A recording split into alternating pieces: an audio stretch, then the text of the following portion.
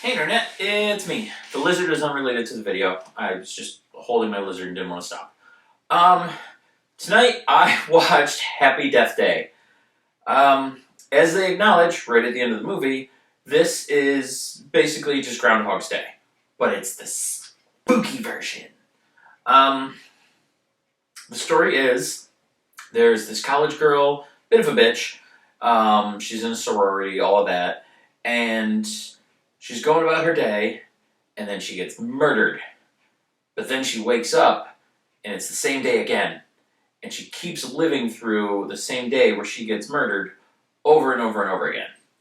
And eventually she realizes that, hey, I keep getting killed.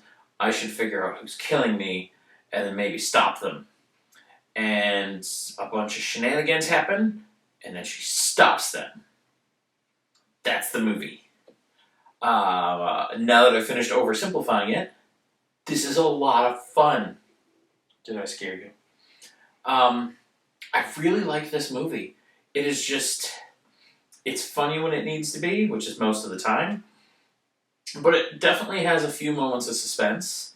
And, I don't know, it's just really fun.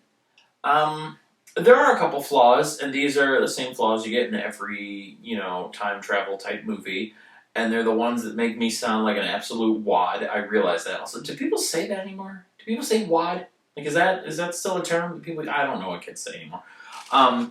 But like, for example, the very first morning that we see before the time loop, or I guess it would be the first day in the time loop, she has a decent conversation with the guy whose room she wakes up in, and they talk for a while. I've forgotten. I am so bad with names. It starts with a C. It's like Connor, Charlie, or Cameron, or I don't know, Charlemagne. It's Charlemagne. So she wakes up in Charlemagne's room, and they have a conversation. And then, she asks him to find some Advil for her, and then he offers her water. She doesn't take it. She changes into her clothes, all this. And then right as she's leaving the room after that conversation, his roommate, is about to open the door and come in and say something rude. And then she goes outside, and, these specific events happen. And then she dies, the time loop starts over. Second day, they have a similarly long conversation, and then the same thing happens. The roommate's right at the door, and then all the events outside. All the days going forward, she either rushes through the conversation, or skips the conversation, or whatever else. But when she gets outside, the same events still happen in the same time relative to her getting there, even though she spent different amounts of time in the dorm room, which means she should have missed some of those events, or should have been early to them. And then also, there's the issues where, when she gets to the sorority house, there's certain things that the people say in the context that they say them in her first time through, but then later on the context will change. Like, she'll do or say something different, or the scenario will be slightly different. Sometimes they'll be in a different room or different, progression of the conversation, but then they'll still say the thing. But at that point, the loop had already, the loop hadn't been broken. She's still stuck on the time loop. But, the butterfly effect had started. She had changed something, so everything else from them should be changed. They're not tied to that word. That word's not like an anchor event to this loop. So there's no reason for them to say it now that the circumstances are different. Again, none of that matters. I am greatly overthinking something that no one should think that much about. But just putting it out there. If you're one of those big movie time travel sci-fi type nerds, you'll catch those small things and they might bother you. They shouldn't. They do not matter, but they might. And so I'm just letting you know that they're a thing that happens. But other than that, the premise is a lot of fun. Groundhog's Day works as a horror premise. Honestly, it was basically a horror movie in the first one, with how many times Bill Murray killed himself and all the stuff he went through. Putting a killer in there and just adding that little twist wasn't that much of a stretch, and I really like how it comes out here. Also, it helps that all of the acting is very well done. Some of the sorority sisters are very stereotypical, but that's also the point. That's the role they're playing. They're supposed to be. So it doesn't come off as weird or bad acting. It comes across as they're playing a tropey character, but that's how they're written. That's what they're supposed to do. So if anything, they're acting well because they're portraying that trope. Um, but the leads, big fan of. I've forgotten the actress's name, and honestly, the character she plays, because again, terrible with names. But blonde girl, she's great.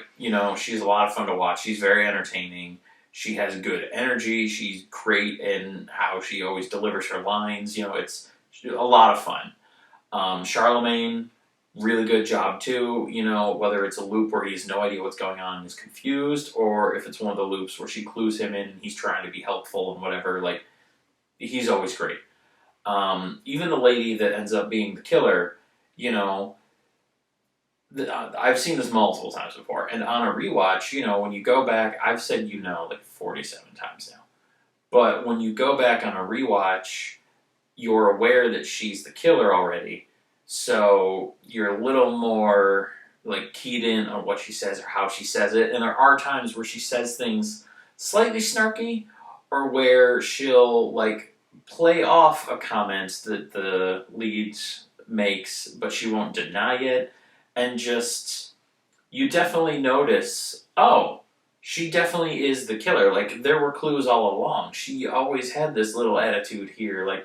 She's definitely the one. So, yeah, it makes it worth a rewatch, because the second time around, you pick up on that stuff, and it makes more sense. Yeah, I don't know what else to say here.